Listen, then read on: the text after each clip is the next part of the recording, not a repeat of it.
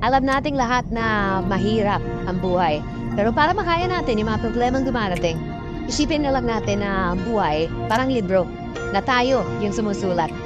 Bawat chapter, bawat problema, tayo ang gagawa. At kung nakagawa tayo ng problema, siyempre, pati yung solusyon, kayang-daya.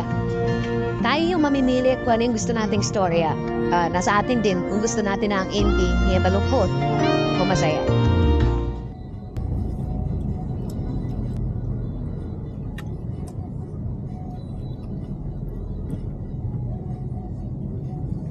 North Avenue. Traffic doon.